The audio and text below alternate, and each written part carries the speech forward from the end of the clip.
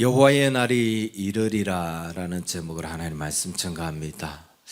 지난주에 우리가 바벨론 포로 생활을 하던 이스라엘 백성들이 고레스의 명을 받아서 내 고향, 내 귀국으로 돌아가도 좋다라고 하는 명을 받고 포로 귀환을 합니다. 물론 안타깝게도 부유한 사람들 말고 가난하고 힘이 없는 사람들이 포로 귀환을 하죠.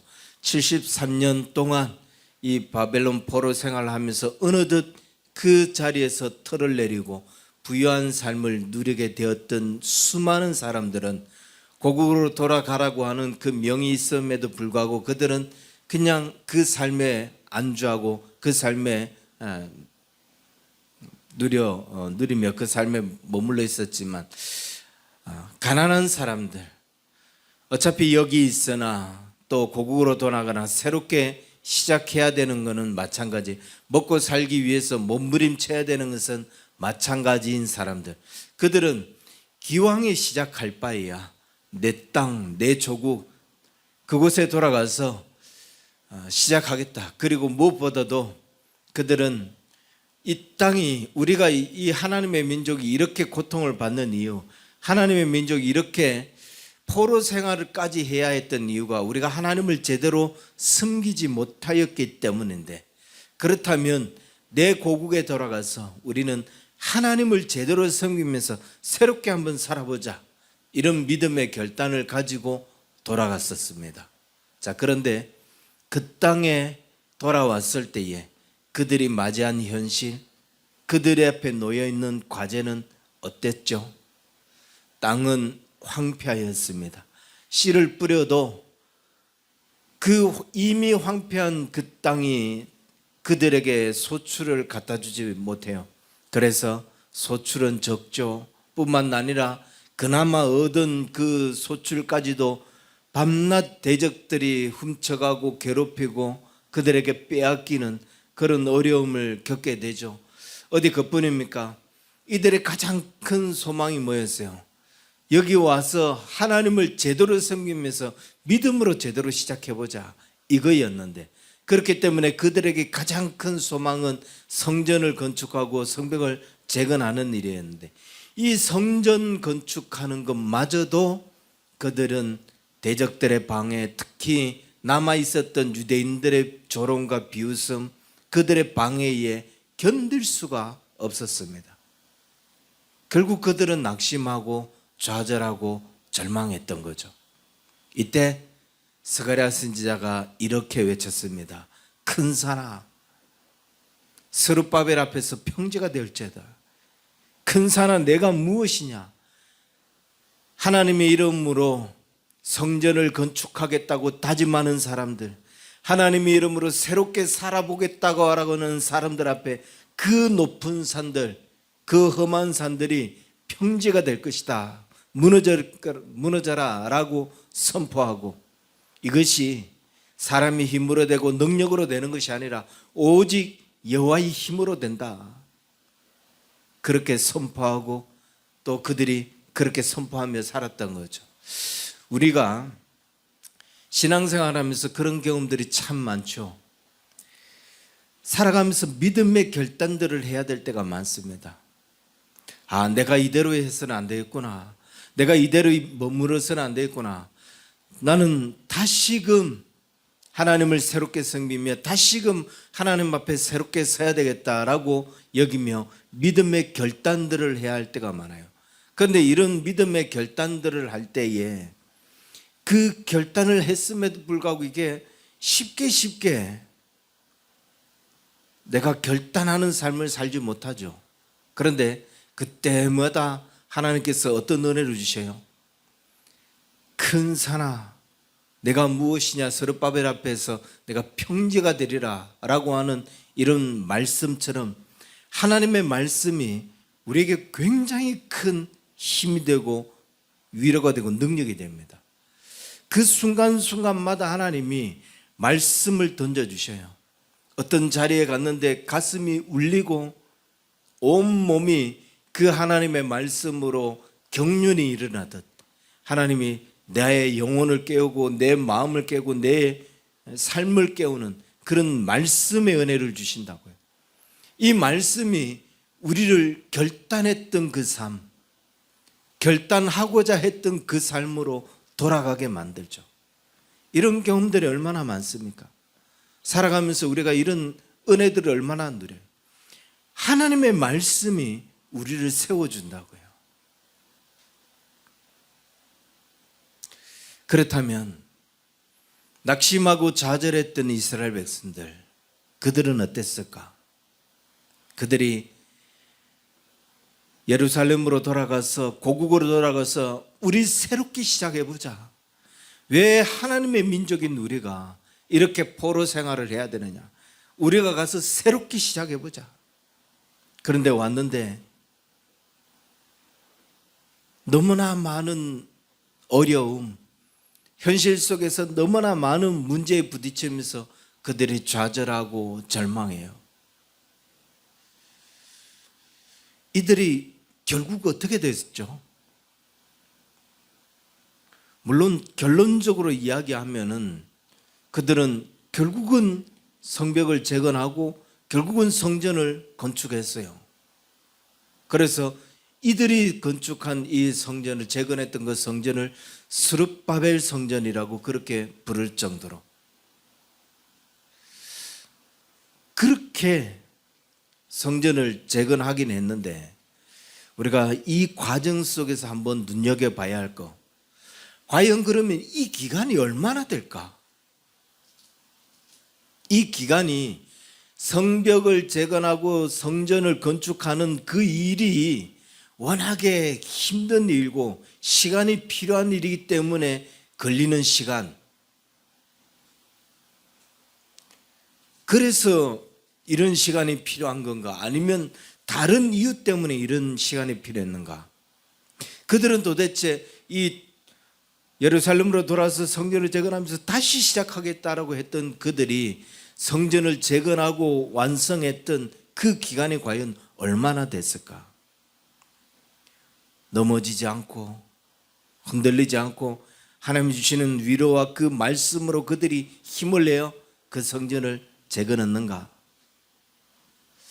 그렇지 못했다는 거예요. 이들은 무려 성전을 재건하고 완성하는데 얼마나 많은 시간이 걸렸느냐? 16년이라는 시간이 걸렸습니다. 16년, 결코 짧은 시간이 아니에요.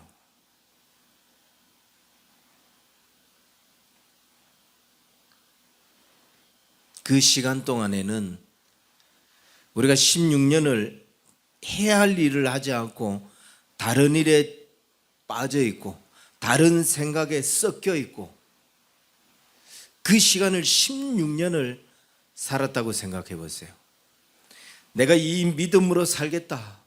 내가 이 하나님을 다시 예배하며 그렇게 하나님의 사람으로 살아보겠다라고 결단했던 이때의 마음과 16년이라는 시간을 다른 생각에 사로잡히면서 이것도 해야지, 저것도 해야지, 그런 생각에 사로잡히면서 16년이라는 시간을 보냈다고 생각하고 있어요. 이 시간에는 내 습관, 내 생활, 내 생각, 그 모든 패턴이 다 바뀌는 시간이에요.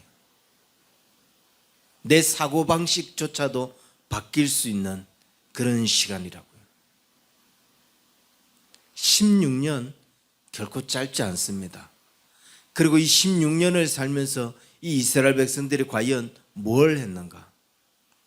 성전을 건축하는 일에, 성벽을 재건하는 일에 그 많은 시간이 걸린다? 아니에요. 이들은 모르겠다, 너무 힘들다 그러면서 일단 나부터 먹고 살아야지, 그리고 자기가 살 집을 짓느라고 자기 집 짓는 일에 그들이 집중하며 빨리 성전부터 재건하자라고 하는 그 말에도 귀등으로 듣지 않고 그냥 자기 집 짓는 일에 열심을 했다. 그래서 스가랴 선지자가, 학개 선지자가 그들에게 이렇게 외칩니다. 너희가 살 집을 지으면서 하나님의 성전은 짓지 아니하니 그것이 옳은가 한번 생각해 봐라.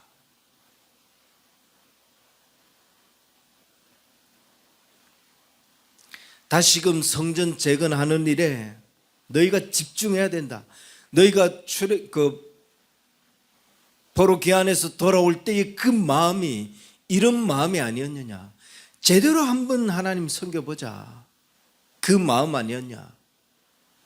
그들을 계속 곁에서 하나님의 말씀으로 깨우쳐주며 그렇게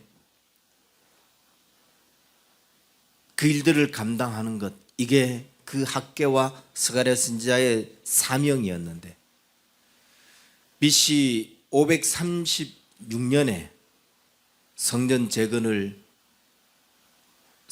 재건하겠다라고 나왔던 그들은 무려 16년 동안 아무것도 하지 못한 채 그냥 자기 집만 열심히 짓고 있었고, 그래서 520년 학개와 스가랴가 하나님의 성전을 재건하라.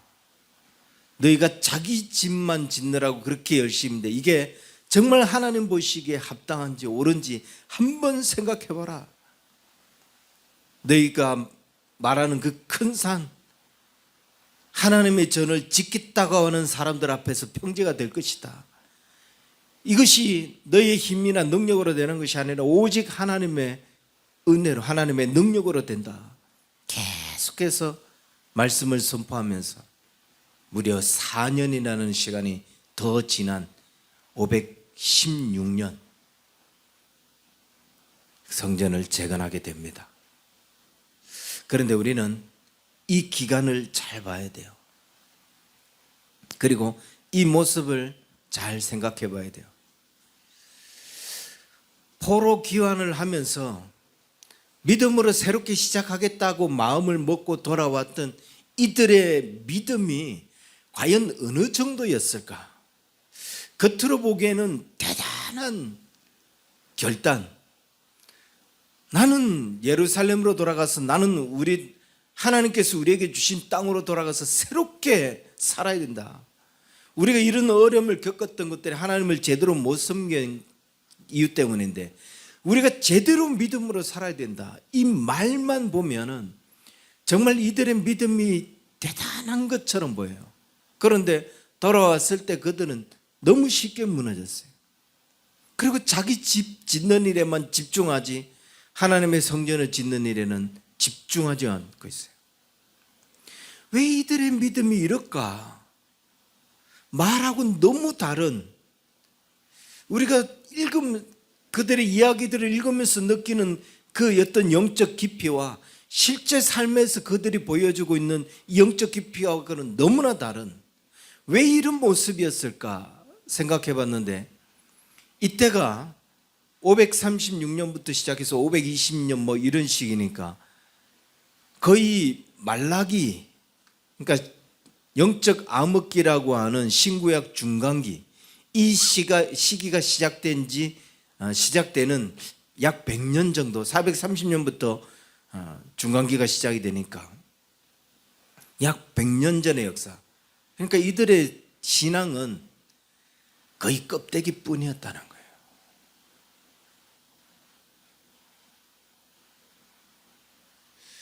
깊지 않은 신앙. 이해는 충분히 됩니다. 73년 시간, 그 73년이라면은 2대, 3대가 흘러갈 수 있는 시간이에요. 그 대가 바뀌면서 그들의 신앙이 포로 생활을 하면서 얼마나 깊어졌겠어요. 출애굽할 때 이스라엘 백성들하고 그반 비슷한 모습이 아니었을까? 그러니 말씀은 귀로 듣고 알지만 그 말씀대로 사는 삶이 부족하다 보니까 껍데기 신앙뿐이었다 거의. 그래서 말씀 하나님 앞에서 새롭게 시작해보자라고 그렇게 다짐하고 왔지만 그냥 자기 집만 짓고 있는, 이 껍데기 신앙. 그런데 저는 이 껍데기 신앙을 보면서 오늘날 우리 한국교회를 보는 것 같고 오늘 우리 시대의 그리스도인을 보는 것 같은 그런 마음이 든다는 거예요.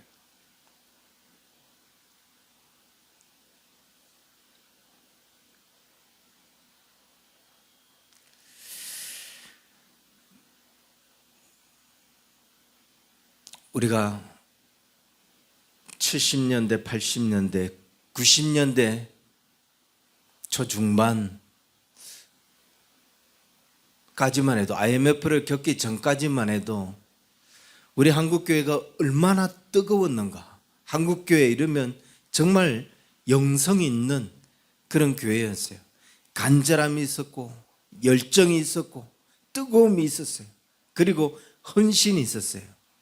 자신의 삶을 기꺼이 드리고 던지는 그런 헌신이 있었어요.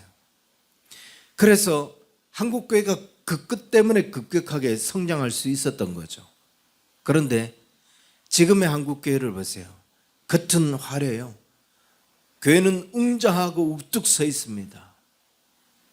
그런데 여기에 간절함이 있는가? 여기에 열정이 있는가? 여기에 헌신이 있는가? 그냥 말뿐인 껍데기뿐인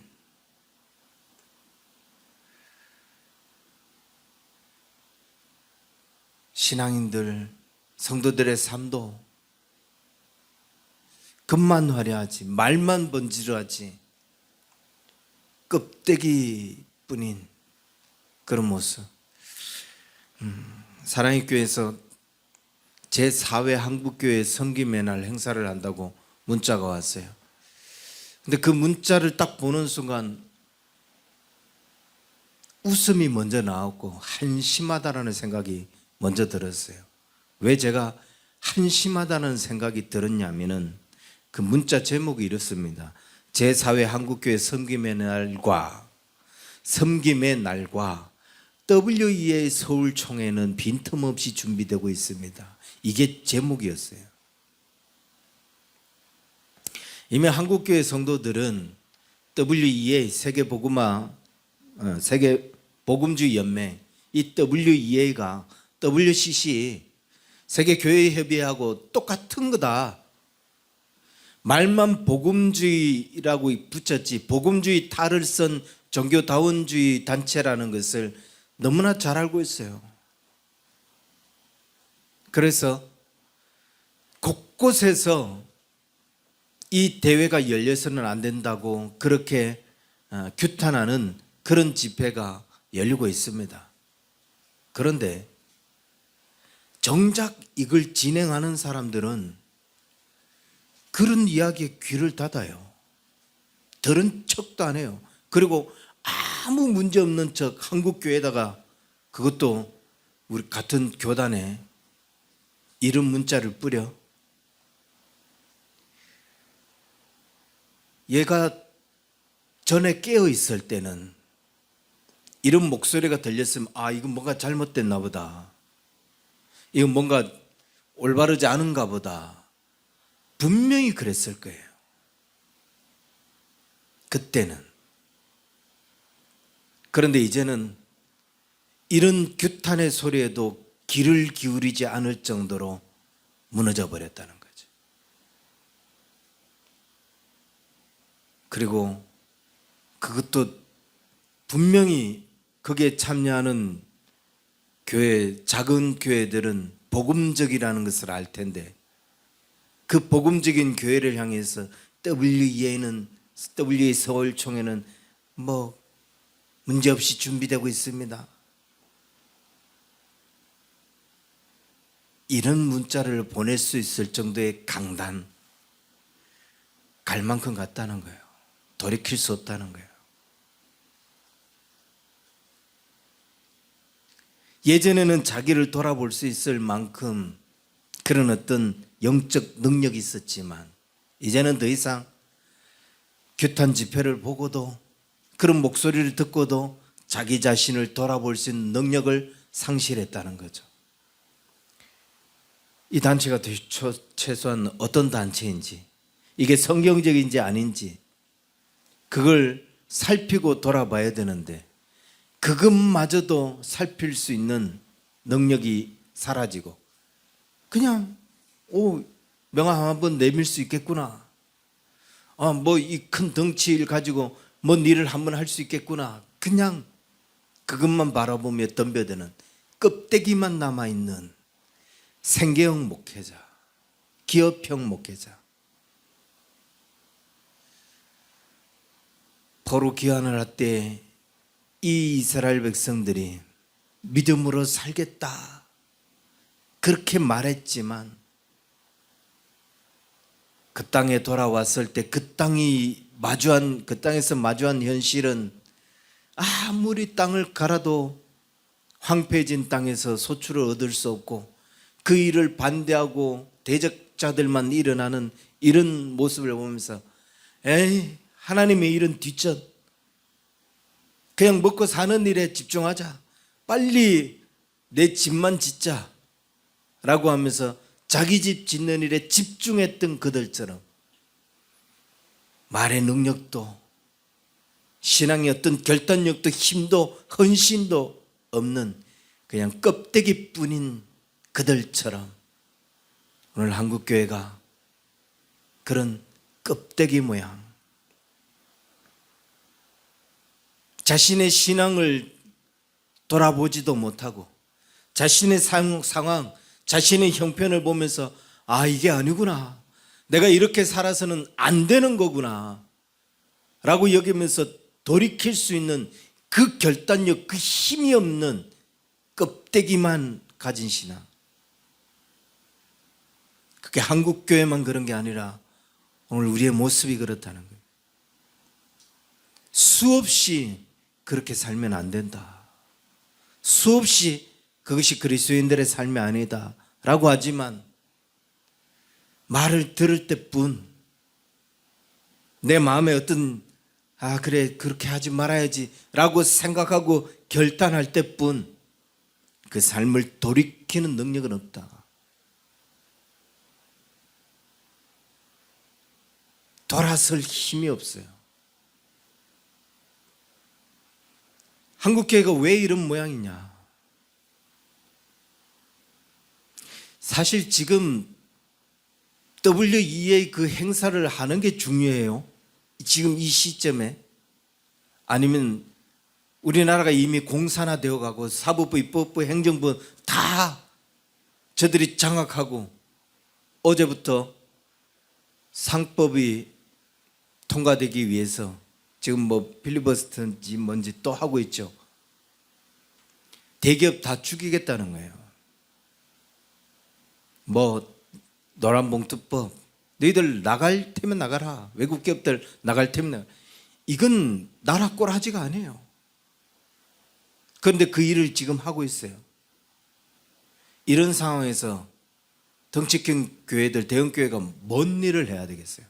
WEA 문제없이 준비되고 있습니다, 이딴 소리를 해야 되겠어요? 일어나서 한국교회, 이 나라 인민족을 살리자, 공산정권을 몰아내자. 그런데 왜 이 대형교회들이 이런 목소리를 못 내냐? 그들이 작용화됐거든요. 우리가 알고 있는 대부분의 대형교회 목사들은 좌파야. 그들은 교인들 떨어질까 봐 벌벌 떨어요. 생계형 목사이기 때문에 권력 앞에서 벌벌 떨고 있어요. 지난 7월 25일 최상병 특검이 여의도 순복음교회 이영웅 목사 그 자택 그리고 당회실까지 압수수색을 했어요. 이건 어마어마한 일이거든요. 그런데 이때 교회와 그 목회자들은 찍소리도 못하고 탈탈 틀렸어요. 핸드폰까지 탈탈 틀렸어요. 그리고 나중에 이런 일이 일어났는데도 불구하고 한국교회도 계속 침묵하고 있지만 나중에 그 당사자들은 뭐라고 성명서를 냈냐면은 나는 피의자가 아니라 나는 참고인이다. 그러면 참고인한테는 이런 압수수색과 같은 이런 강압적인 처분을 하는 게 아니라 임의로 제출을 해달라. 우리에게 요구해야 되는 진술을 청취를 좀 해달라. 이런 정도 요구해야 되는 거 아니냐. 그런 입장 표명만 내고 말았어요. 여러분, 만약 이런 일이 예전에 있었다, 어떻게 됐을까요? 예전에 이런 일들이 벌어났다. 그때는 교회를 대표하는 게 거의 서울 명동이었죠. 명동성당. 종교를 대표하는 명동성당 안에 경찰과 같은 공권력이 투입되었을 때 어떻게 됐나? 그들은 목숨을 걸고 저지를 했어요. 교회가 헌법에서 보장하고 있는 그 특권, 그걸 지키기 위해서 목숨을 걸고, 어디서 너희가 교회에 들어오려고 하냐? 끝끝내 들어가지 못합니다. 아니, 헌법에서 보장하고 있는 것인데 그걸 강단 있게 지켜야지. 대형교회가 슬슬 그냥 당실 자택 다 털어주면 그 다음 한국 교회를 덮치는 거, 이건 쉬운 일이죠. 저 교회 하나 저렇게 털었는데 다른 교회 못 터느냐? 이건 눈치 안 보고 털 수 있는 거죠. 왜 이렇게 빌빌대고, 왜 이런 상황에서도 찍소리도 하지 않고 있느냐? 지들이 좌파이고 지들이 생계형 목사이니까 그들의 삶에 자신을 돌아보고 그 자신을 돌이킬 만큼 그런 생명력, 저는 이미 어렵지 않나, 그런 생각마저 듭니다. 껍데기만 남아있는 상황, 껍데기만 남아있는 이 신앙. 우리는 믿음의 결단을 했을 때에, 내 삶이 이래서는 안 된다라고 생각이 되었을 때 그걸 돌이키는 힘이 있는가?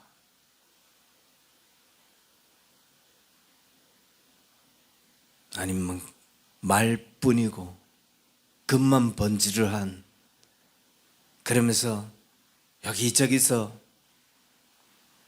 다른 사람들에게 자신은 신앙생활 잘하는 사람인 것처럼 그렇게 흉내내며 사는 사람들인가? 이런 우리들의 모습을 보면서 스가랴 선지자는 이렇게 외치고 있습니다. 오늘 우리가 읽은 본문 1절, 여호와의 날이 이르리라. 그리고 7절에서도 이렇게 말합니다. 여호와의 아시는 한 날이 이르리라. 그렇게 빌빌대고 있을 때, 결단하겠다고 다짐하겠다라고 하면서도 그냥 자기 집 짓는 일에만 집중하며 그렇게 허영병 세월을 보내고 있을 때에 여호와의 날이 이르리라. 그리고 이 말씀은 스가랴 선지자가 마지막 그들에게 선포하고 있는 말씀이라는 거예요. 오늘 우리가 읽은 이 본문은 스가랴 선지자가 마지막 여러 메시지들을 선포하면서 그들을 격려하고 위로했지만 마지막으로 그래도 안 돌아서냐? 그래도 뭔 말인지 모르겠냐? 그래, 여호와의 날이 이럴 거다. 그날에 어떤 일이 일어나는지, 여호와의 날이 이른다라고 하는 이 말씀은 이제 성전 시대는 끝난다. 다시 말하면 귀로 듣고 선지자들이 하나님의 말씀을 선포해 주는, 그렇게 음성으로 듣던 그런 시대는 이제 끝난다. 너희가 직접 하나님을 보게 되는 그날,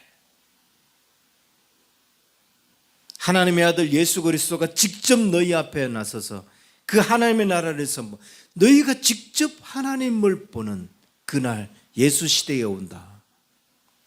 이게 뭐 신학적으로는 already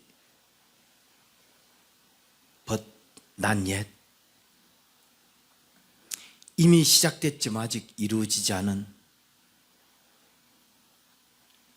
우리는 이미 시작되었지만 아직 이루어지지 않은 그 끝선에서 지금 어느 정도 그 여호와의 날이 이루고 있습니다. 이 시대를 살아가고 있는 오늘 저와 여러분의 모습이 어떠한가? 이 시대, 이 날이 시작될 즈음에도 주님은 그들을 향해서 이렇게 이야기했어요. 겉만 번지르한 그들을 향해서 회칠한 무덤이라고. 누가 임박한 진노를 피하라고 했냐고. 너는 그냥 그 진노를 맞아 마땅하다고.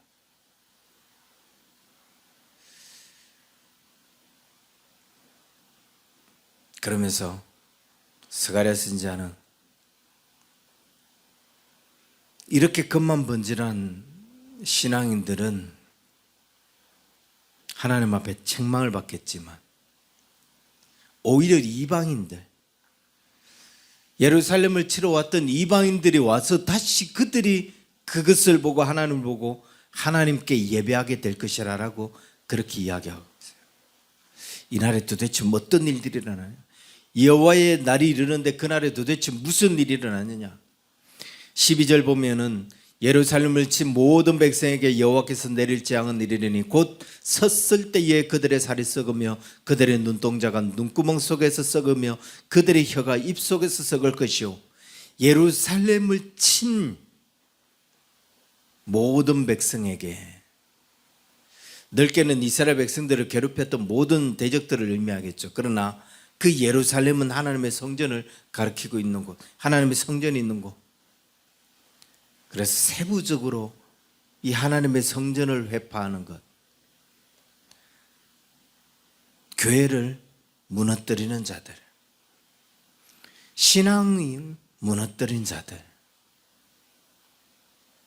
겉은 교회 같지만 실상은 교회 역할을 하지 않는, 자기 집만 짓는 자들 다 여기에 포함이 된다고 하겠죠. 그들에게 무슨 일이 일어날 것이라고, 섰을 때에 그들의 살이 썩을 것이며, 건강하다고 여긴 거예요. 멀쩡하다고 생각한 거죠. 근데 그 속이 썩어가는, 겉은 멀쩡한데 문제 없는데 다 썩어있는, 그들의 눈동자가 눈구멍 속에서 썩으며. 예전에 이 말이 잘 적응이 안 됐어요. 이게 뭔 말이지? 라고 여기는데 명확하게 눈을 떴는데 보이지 않네요. 눈을 뜨고 있는데 왜? 눈구멍이 속에서 썩어 있기 때문에.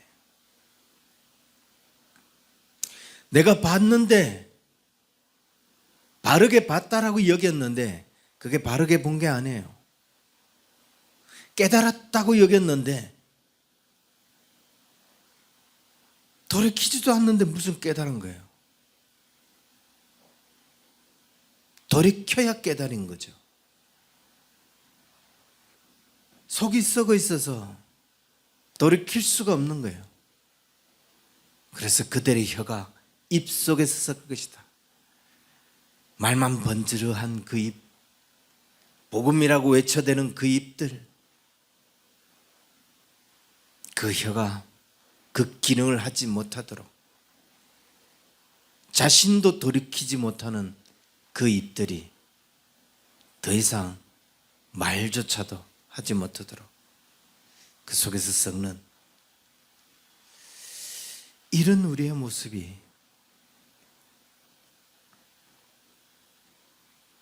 여호와의 날이 이를 때에, 그 마지막에 이 날이 이르기 전에 우리는 어떤 모습으로 되어야 되느냐. 정말 하나님 앞에 회개하고 돌아서는 마지막 그 순간이, 여호와의 날이 오르기 전에 스가랴가 마지막으로 그들에게 선포하는 이 말씀이 그들에게 떨어지기 전에 우리는 어떤 모습으로 서 있어야 되느냐?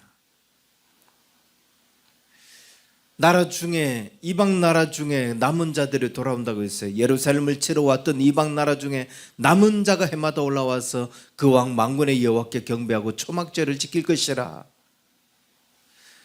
이스라엘 백성들은 자기 삶을 돌이킬 수 있는 능력이 없어요. 그래서 회개하는 자들이 없어요.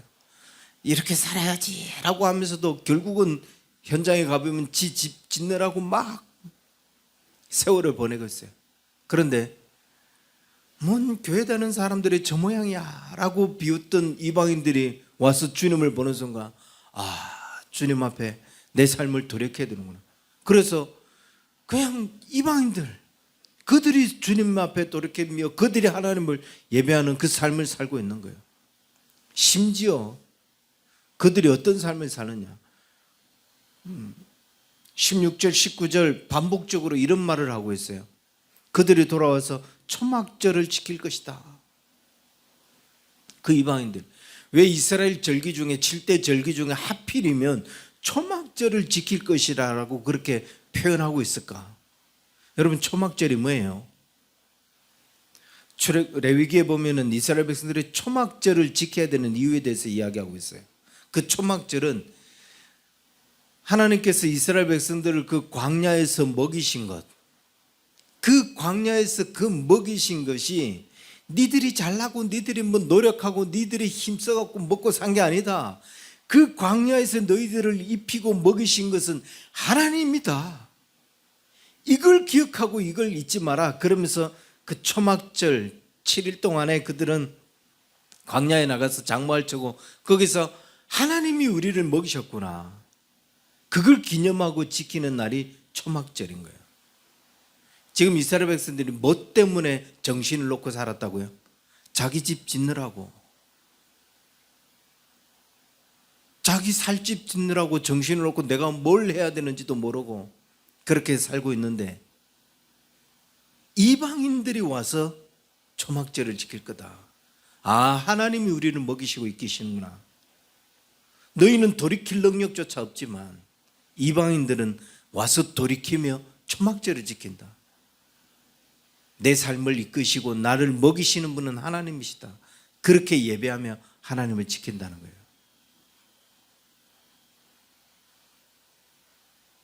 이들이 16년 동안 자기 집 짓는 일에 집중하고 있을 때 이방인들은 돌아와서 하나님이 우리를 먹이시는 거야 라고 주님을 예배하게 된다는 거죠. 그러면 우리는 이 마지막 기회의 시간, 이 마지막 선포의 순간 우리는 어떤 모습으로 서야 되느냐? 20절에 이렇게 이야기합니다. 그날에 말방울에게까지 여호와께 성결이라 기록될 것이라. 여호와의 날이 이를 때에 성결한 자들은 어디까지 성결하냐? 그들의 집안의 모든 솥, 밥그릇 뿐만 아니라 말방울, 그들의 가축뿐만 아니라 그 가축이 달고 있는 이 방울까지 여호와께 성결이라고 써 있다는 거예요. 그들의 모든 소유를 하나님께서 거룩하게 하셨다는 거죠. 그래서 마지막 말씀이 선포되는 이 순간에 우리는 어떤 모습으로 그 앞에 서서 이 메시지를 들어야 되냐면, 최소한 여호와께 성결이라고 하는, 하나님 앞에 거룩하게 구별되었다라고 하는, 하나님 앞에 드린 자가 되었다라고 하는 이 성결의 이미지가 있어야 된다는 거예요. 그거 아니고 자기 집 짓느라고 어영부영하고 껍데기만 남아있는 모습이면 그냥 돌이킬 수 없는 재앙. 이 여호와께 성결이라고 하는 것은 우리가 잘 알고 있는 제사장들이 그 머리에 쓰는 관이죠. 머리에 쓰는 관으로 순금으로 여호와께 성결이라고 그렇게 박혀 있어요. 이 간을 썼다. 그럼 멀리서도 저 사람이 대제사장이구나 라는 것을 알 수 있고, 그 머리에 성결 이게 적혀 있는 걸 확인하면서 대제사장 스스로도 내가 하나님의 지성소에 들어갈 때에 정말 성결한가, 들어갈 수 있을 만큼 내가 성결한가, 자신을 머리부터 발끝까지 살피는 거예요. 만약 성결치 못하는 순간 들어가서 나오지 못하게 되는 거죠. 성결한지 살피라는 거예요. 물론 이 성결은 윤리적 도덕적으로 내가 성결한지 흠이 없는지 그런 점도 의미하고 있겠지만, 더 중요한 것은 내가 하나님 앞에 정말 구별되어 있는가, 내가 정말 하나님 앞에 따로 구별된 삶을 살고 있는가, 내가 집중하고 있는 이 삶이, 내가 지금 관심 두고 내가 지금 애쓰고 있는 이 삶이 하나님 앞에 구별된 것으로 되어 있는가.